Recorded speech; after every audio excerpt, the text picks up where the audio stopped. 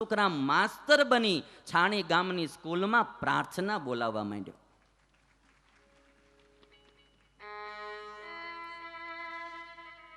સાહેબ આવ્યા, જોયું તો મનસુખરામ પ્રાર્થના બોલાવે. છોકરાઓ શાંતિથી પ્રાર્થના બોલે. સાહેબ પણ 5 રૂપિયા પગાર વધારીને હાલતા થયા. વડોદરા વળાવવા માટે ગયા અને જે ડબ્બામાં સાહેબને જવાનું એ જ ડબ્બામાં મનસુખરામ પૂનમ ભરીને આવે ને હેઠો ઉતર્યો. મનસુખરામ આમ ડબ્બામાંથી હેઠો ઉતર્યો. સાહેબને ઓળખી ગયો. શિક્ષણ અધિકારી સાહેબ તમે? સાહેબ આશ્ચર્યચકિત થઈ ગયા. મનસુખરામ તમે આયા? હમણાં હું સ્કૂલમાં જોઈને આવો છો, તમે સ્કૂલમાં પ્રાર્થના બોલાવતા હતા, ઘડીકમાં આયા ક્યાં છે? અને ત્યારે મનસુખરામે એટલું કીધું કે સાહેબ સ્કૂલમાં હું પ્રાર્થના બોલાવતો હતો? હા, હું જોઈને આવું છું. ન હોય સાહેબ, હું હતો? હા, હું મારી આંખે જોઈને આવું છું. અને તેથી મનસુખરામે એટલું કીધું કે સાહેબ મને કાગળ ને પેન આપો. કાગળ ને પેન લઈને એને પોતાનું રાજીનામું લખી દીધું નોકરીમાંથી. સાહેબ મારા બદલે મારા ભગવાનને નોકરી કરવા આવવું પડે એવી નોકરી મારે નથી જોતી. હું તો પૂનમ ભરવા ગયો તો, એ મારા બદલામાં મારા ભગવાનને કામ કરવું પડે એ નોકરી મારે નથી જોતી. પ્રાર્થનાની આ શક્તિ છે મારા વાલા. ભગવાન જેવા ભગવાનને એના કામ કરવા આવવું પડે છે. આ વેદ વેદાંતના પ્રૂવ થયેલી વાતો, શાસ્ત્રોમાં લખાયેલા ઘટનાઓ એને મૂકીને આપણે અંધશ્રદ્ધામાં ફસાઈએ ને ત્યારે આપણને એમ થાય કે આપણે સાચો માર્ગ મૂકીને ખોટે માર્ગે જઈએ છીએ. ઈના ઈ ડાકોરમાં ઠાકોર છે ભાઈ, ઈના ઈ ભગવાન સ્વામિનારાયણ છે. આજે વડતાલમાં હરિકૃષ્ણ મહારાજ રૂપે જો આપણી દિલથી પ્રાર્થના થાય ને તો એમાંથી જ ભગવાન પ્રગટે છે.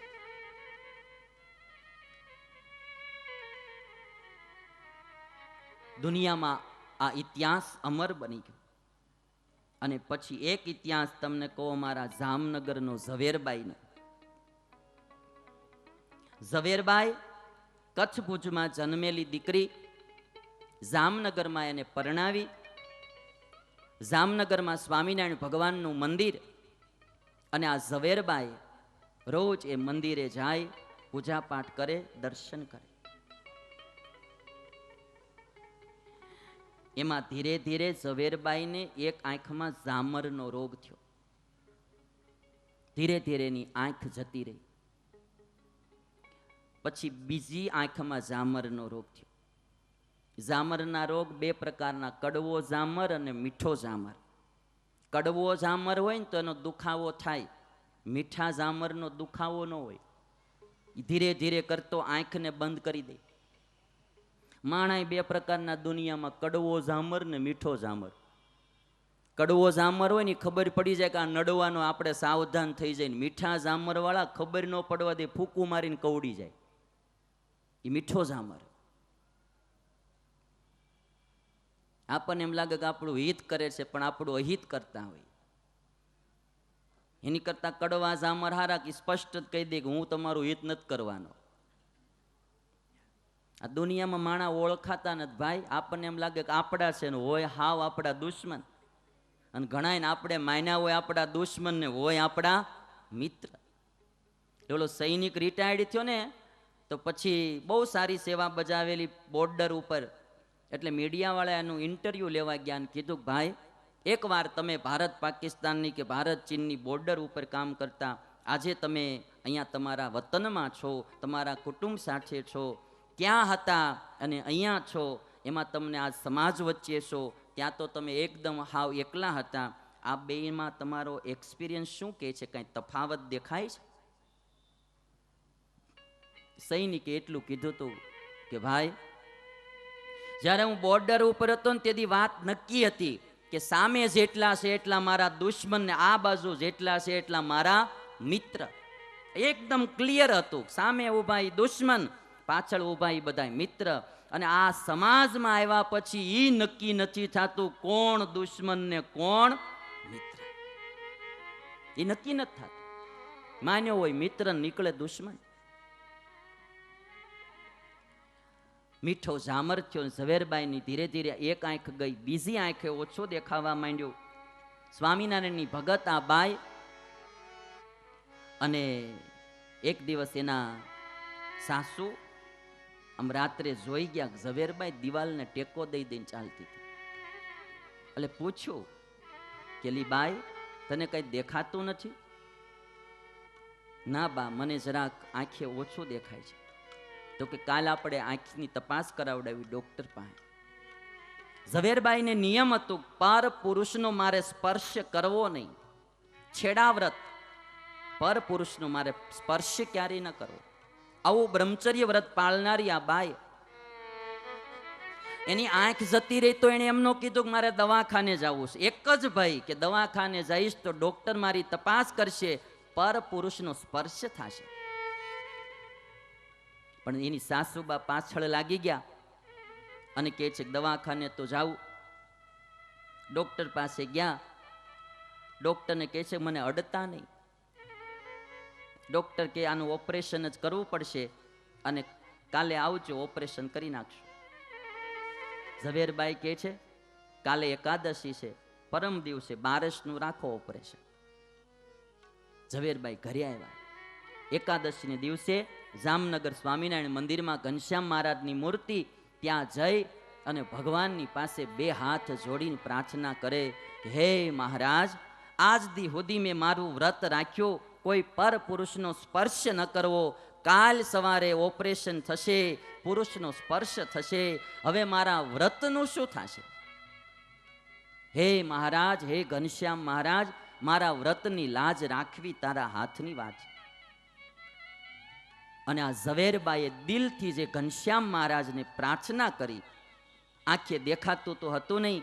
નાની એક દીકરી ઝવેરબાઈનો હાથ પકડીને આમ પ્રદક્ષિણા કરાવડાવે, ત્યાં એક બાઈ આવી, ઝવેરબાઈના ખંભે હાથ મૂક્યો. બેન, કેમ તને કઈ દેખાતું નથી? ના. શું થયું છે? ઝામરનો રોગ થયો છે.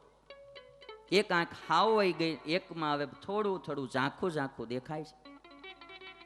ઓલી બાઈ કહે છે અરે એમાં શું, ઝામરના તો બહુ સરસ હમણાં ટીપા નીકળ્યા છે, 2 ટીપા નાખો થારું. કે સુઈ જાવ અહીંયા. પ્રદક્ષિણાના બાકડા ઉપર ઝવેરબાઈને સુવાડી દીધી અને કહે છે કે જો ઘડીક ટીપા બળશે ખરા, આંખ ન ખોલતા. અને ઓલી જે અજાણી બાઈએ એની આંખમાં, 2 આંખમાં ટીપા નાખ્યા. ઘડીક બળતરા થઈ અને આંખમાંથી આંસુ મળ્યા ચાલવા. અને જ્યાં થોડી વાર થઈ, બળતરા બંધ થઈ, આંખ ખોલી, 2 આંખે દેખતી થઈ ગયા. ઝવેરબાઈ ગોતે છે કે ઓલી બાઈ ક્યાં ગઈ, ટીપા નાખનારી. ન્યા બાઈ ક્યાં હતી ભાઈ? ઘનશ્યામ મહારાજ સ્ત્રીનું રૂપ લઈને આવ્યા અને ઝવેરબાઈને ટીપા નાખી ગયા. એના ભક્તની પ્રાર્થના પૂરી કરવા માટે ભગવાન સ્ત્રીનું પણ રૂપ લે. એને છેડા વ્રત હતું, પર પુરુષનો સ્પર્શ ન થાય, એટલે ભગવાન પણ આજ બાઈ બનીને આવ્યો. ભાઈ, ભગવાનને તો એના ભક્ત માટે જે કરવું ઘટે તે કરે એવો ભગવાન છે. પણ હું ને તમે અભાગ્યા કે ભગવાનને પકડતા નથી અને બીજે ત્રીજે ફસાઈએ છે. પ્રહલાદ માટે નૃષિ બનીને આવ્યો અને આજ ઝવેરબાઈ માટે એવડો બાઈ બનીને આવ્યો. મને તમને કોકે સ્ત્રીના કપડા પહેરવાનું કીધું હોય કેવું થાય ભાઈ? માવદાન કવિએ આ પ્રસંગને નિહાળીને પોતે કીર્તન બનાવ્યું અને કહે છે કે આજ કળિયુગમાં પરચા પૂરે પ્રભુજી સ્વામી નારાયણ સત્ય છે. માવદાન કવિ કહે છે કે જો આ વાત મારી નો મનાતી હોય તો હું ક્યાં કહું છું વાત માનો, જાઓ જામનગર અને જોયાઓ આજ પ્રગટ આ વાત છે. ડોક્ટરોને પણ આશ્ચર્ય થયું કે વગર ઓપરેશન આ હારું થઈ ગયું.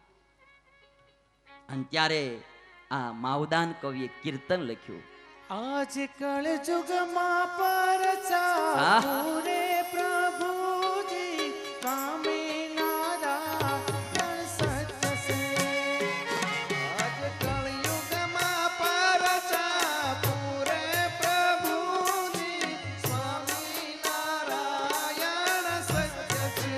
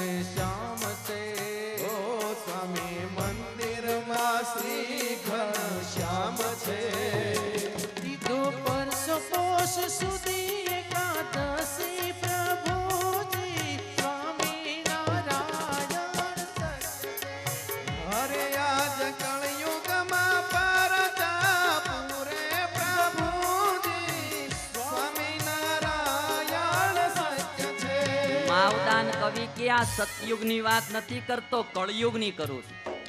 હમણાંની વાત કરું છું. આજ કળયુગમાં પરચા પૂરે પ્રભુજી સ્વામી નારાયણ સત્ય. અને પૂર્વ કર્મ મટે કેમ ભાવી, થયો જામર ને આંખે ખોટ આવી, થાય પીડા અંગો અંગ, સહાય કરજો પ્રભુજી સ્વામી નારાયણ સત્ય. પોષ સુધી એકાદશી ને દિવસે ભગવાન સ્વામિનારાયણ સ્ત્રી રૂપે પ્રગટ થઈ ઝવેરબાઈની રક્ષા કરી. અને એટલા માટે બોલે દર્શન એકાદશી દિને દીધું.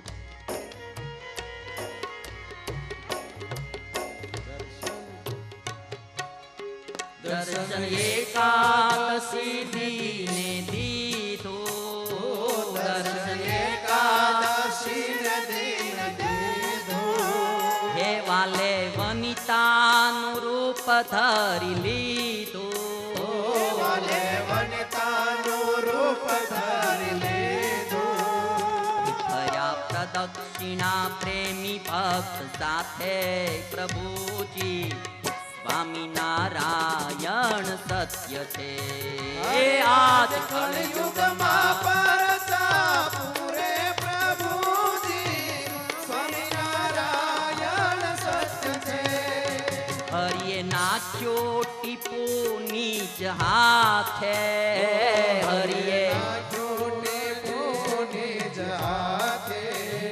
હરિએ નાખ્યો ટીપુ નીચ હાથે. નાખ્યો ટીપુ નિજ હાથે. હે મહા અમૃતમય હાથ મૂકી માથે. અમૃતમય હાથ મૂકી માથે. હે દુઃખ કાચો સુખ આચો દીના નાથે પ્રભુજી સ્વામી નારાયણ સત્ય છે. અરે આજ કળયુગમાં પરચા પૂરે પ્રભુજી સ્વામિનારાયણ સત્ય છે. આજ કળયુગમાં પરચા પૂરે પ્રભુજી સ્વામી નારાયણ સત્ય છે. અરે આજ કળયુગમાં પરચા પૂરે પ્રભુજી અરે સ્વામિનારાયણ સત્ય છે.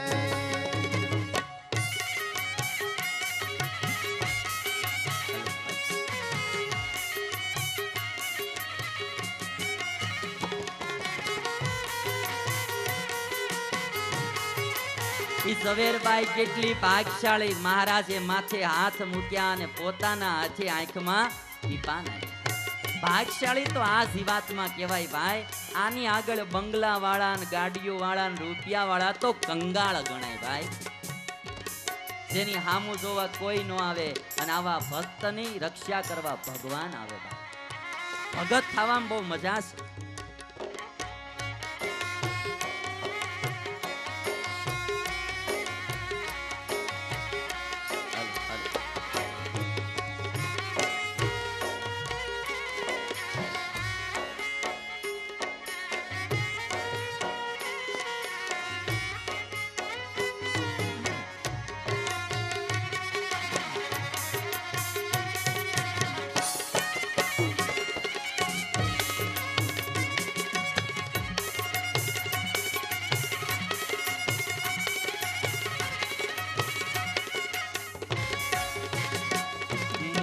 લોકો આ વાત નહીં માને. મૂર્ખ લોકો આ વાત નહીં માને. માવદાન કવિ કહે છે જેને શ્રદ્ધા નથી, જેને ભક્તિ નથી, લોકો આ વાત નહીં માને. તો હું ક્યાં કહું છું કે આ વાત માનો.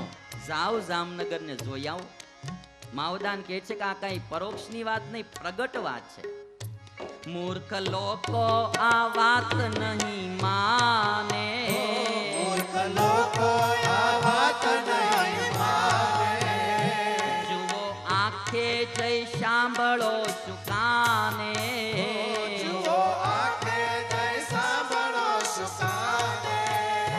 ખરી ખાતરી કરી છે માવદાને પ્રભુજી સ્વામી નારાયણ સત્ય છે. અરે આજ કળયુગમાં પરચા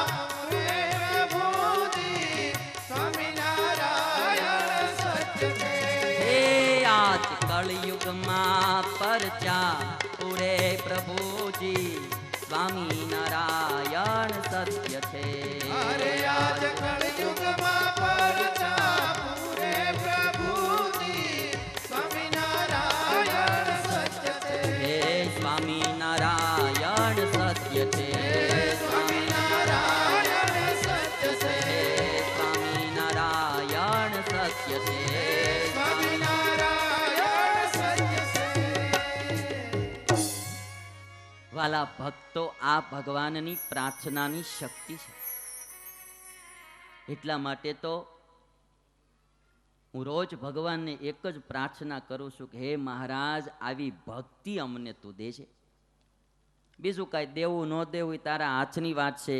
અમારા હૃદય કોમળ બને, પ્રેમાળ બને. જેવી ઝવેરબાઈને તમારામાં ભક્તિ હતી, મનસુખરામ માસ્તરને હતી, એવી ભક્તિ અમારા હૃદયમાં પ્રગટે, તમારામાં એવી પ્રીતિ થાય, એવી દયા કરજો. રોજ ભગવાન પાસે માગવું ભાઈ. હવના ઈષ્ટદેવ પાસે હું કોઈ તમને કુવાના દેડકા નથી બનાવતો. મને તો એ પસંદ છે કે મહાસાગરની માછલી બનીને જીવો.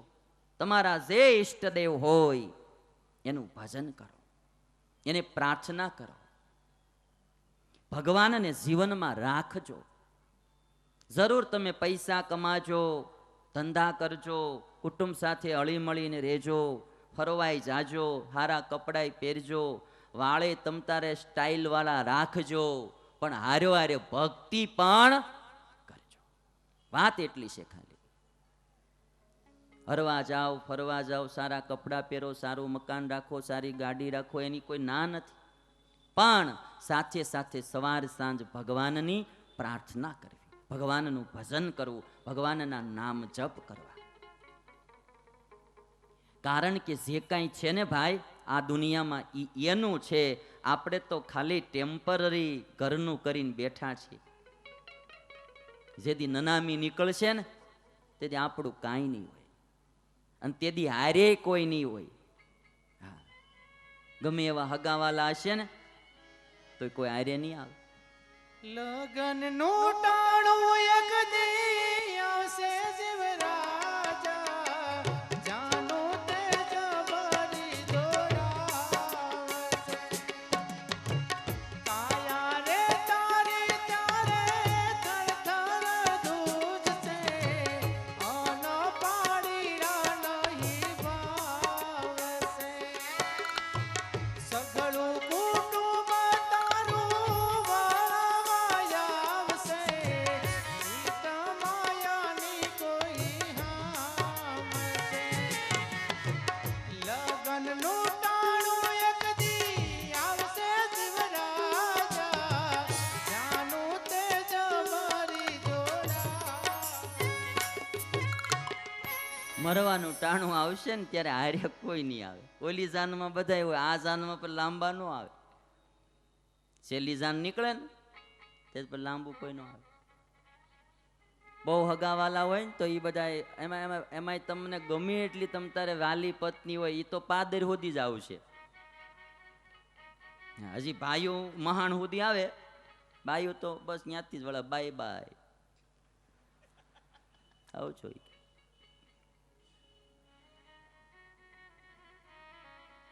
બાપા અમેરિકા ગયા હતા ને તેમાં કોક એને અમેરિકન બેન મળી ગયા હતી કે બાય બાય, તો કે હમ ભાઈ ભાઈ.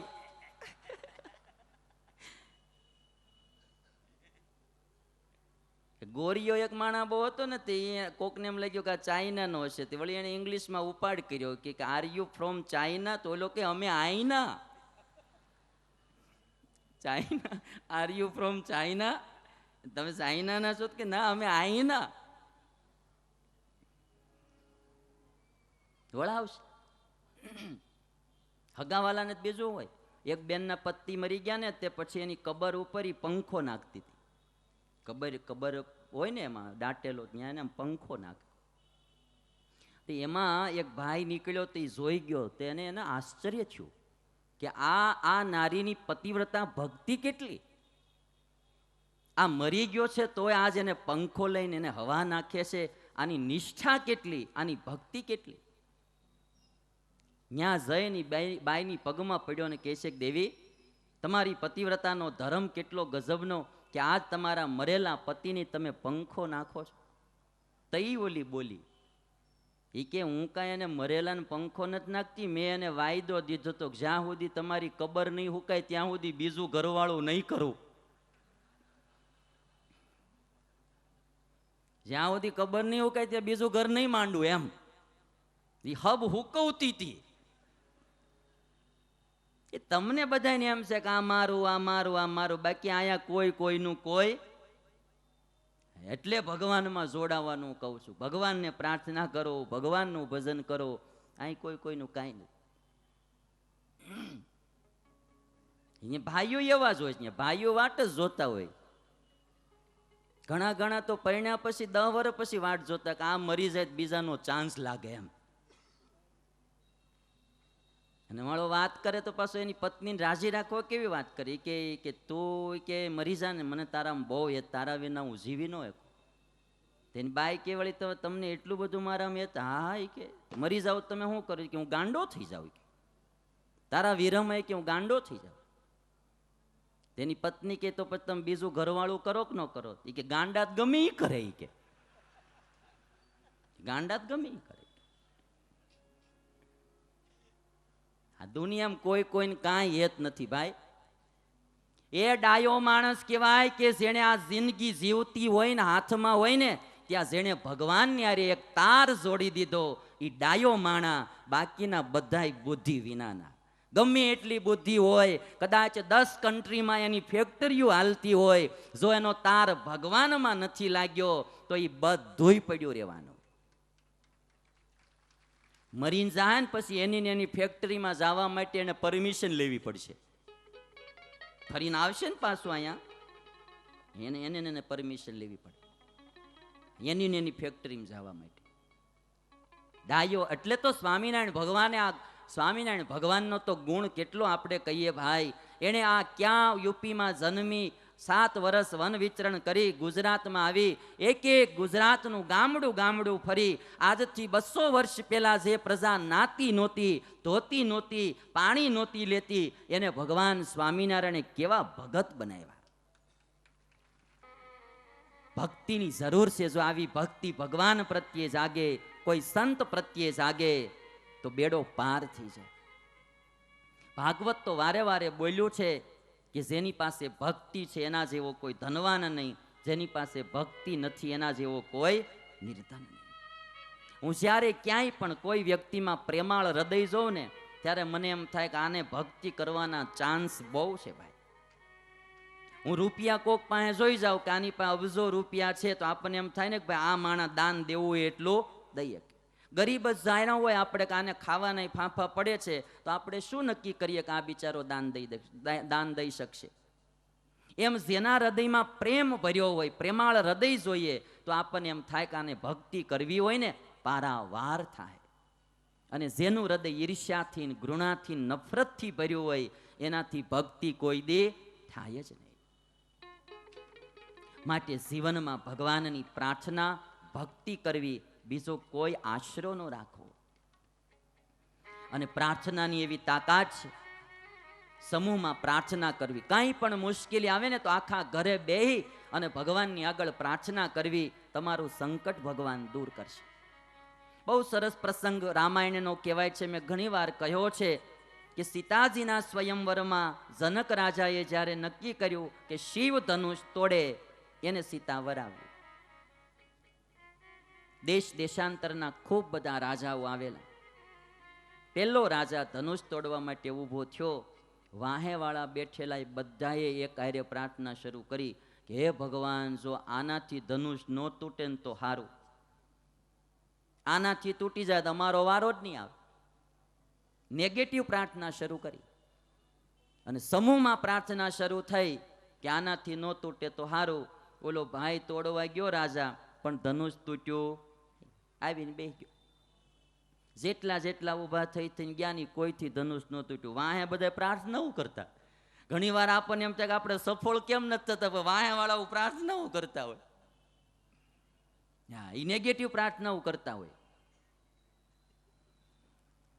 પછી તો કોઈ ધનુષ ન તૂટ્યું એટલે જનક રાજા ઊભા થયા અને જનક રાજા ખીજાણા કે જો મને ખબર હોત ને કે આ દુનિયામાં કોઈ ક્ષત્રિયનું બચ્ચું નથી તો પછી હું આવી પ્રતિજ્ઞા ન કર.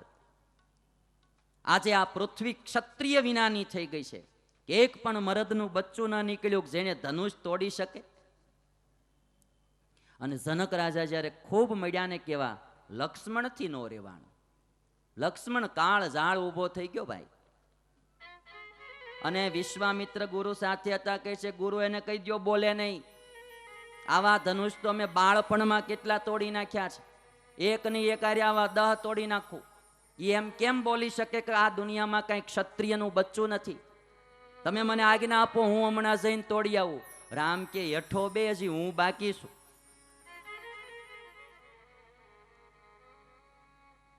અને પછી વિશ્વામિત્રએ રામને આદેશ દીધો, જાઓ પ્રભુ તમે હવે. રામની નાની ઉંમર, બાલ્ય અવસ્થા. રામ ઊભા થયા ને જનકપુરીના નરનારીઓએ રામને જોયા ત્યાં એમ થયું, ઓહો હો, આપણી સીતાને યોગ્ય વર તો આ છે. પણ આ મોટા મોટા મૂછાળાથી ધનુષ નો તૂટ્યું ભાઈ, આ છોકડાથી ક્યાંથી તૂટે? અને હવે છે ને આ ઓલા જે બધા પ્રયત્ન કરીને બેસી ગયેલા એને તો હવે કાંઈ પ્રાર્થના કરવાની જરૂર નહોતી. એટલે કોઈએ નેગેટિવ પ્રાર્થના ન કરી, આનાથી નો તૂટે. અને બધાને એવું હતું કે આપણા મોટા મોટા ખમતી ધરથી નો તૂટ્યું, તો છોકરા શું તૂટવાનું? એટલે કોઈએ વિરોધમાં પ્રાર્થના ન કરી. આ બાજુ જનકપુરીના નરનારીઓને એમ થયું કે મોટા મોટાથી નો તૂટ્યું, હવે આ છોકરાથી ક્યાંથી તૂટે? સીતાને યોગ્ય વર તો આ છે. હવે જો ભગવાન કરે અને આ છોકરાથી ધનુષ તૂટે તો આપણી સીતા એને વરે. અને ત્યારે આ બાલ વૃદ્ધ દરેક નર નારીઓ એક સાથે પ્રાર્થના શરૂ કરી, હે ભગવાન આનાથી ધનુષ તૂટે, હે ભગવાન આનાથી ધનુષ તૂટે. રામ પાસે ગયા ને જેમ હાથમાં લીધું તે 2 કટકા થઈ ગયા. પ્રાર્થનાની શક્તિ છે ભાઈ. ક્યારેય પણ કાંઈ પણ એવું સંકટ આવે, કુટુંબ આખું ભગવાનને પ્રાર્થના કરજો, તમારું સંકટ દૂર થઈ જશે. વેમમાં ન ફસાતા. લીંબુ મરચા બાંધવાનું બંધ કરી દેજો આજથી. ઘંટિયું એક, દુકાનું એક, જ્યાં ત્યાં બાંધતા હો. નવી ગાડી લઈ આવે ત્યાં લીંબુ મરચા બાંધે, સુંદડિયું બાંધે ને આ બાંધે ને તે બાંધે. નવી ગાડી લઈ આવો ભગવાનને બેહાડવા, પહેલા ભગવાનને પ્રસાદીનું કંકુ કરીને એનાથી ચાંદલા કરવા. ભગવાનના ઉપાસક બનો, અંધશ્રદ્ધાના નહીં. બુધવારે આમ ન કરાય, ગુરુવારે આમ ન કરાય, બુધવારે બેવડાય ને, દૂધ ખાઈને બહાર ન જવાય ને, આવું બધું બહુ સમાજમાં ચડી ગયું છે. સીતાજીના સ્વયંવરની પ્રાર્થના જો. અને જ્યારે મહાભારતનો પ્રસંગ લ્યો ત્યારે દ્રૌપદીની પ્રાર્થના જો. દુર્યોધને નક્કી કર્યું દ્રૌપદીના ચીરહરણ કરવા. અને દુશાસન હાડી પકડીને આમ ચીર ખેંચવા જાય. દ્રૌપદીને એમ લાગ્યો કે મારા પતિઓ દાદો ભીષ્મ પણ બેઠેલો, કે મારો દાદો ભીષ્મ મારી લાજ નહીં જવા દે. દાદાની સામું જોયું ત્યાં દાદા હેઠું મોઢું કરીને બેસી ગયા. એમ થયું ગુરુ દ્રોણ મારી લાજ બચાવશે.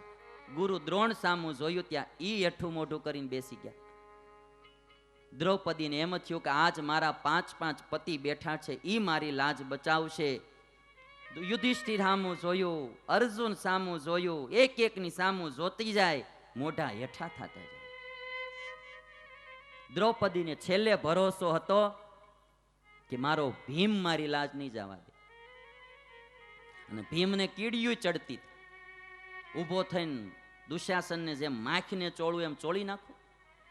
કાળી દાજ ચડતી, આમ ઊભો થવા જાય, યુધિષ્ઠિરે પગનો થાપો હાથ માર્યો, બેહાડી દીધો. ભીમ પણ હેઠું જોઈને બેસી ગયો. ત્યારે દ્રૌપદીને એમ થયું કે હવે મારા કાળિયા ઠાકર સિવાય મારી રક્ષા કરનારો કોઈ નથી.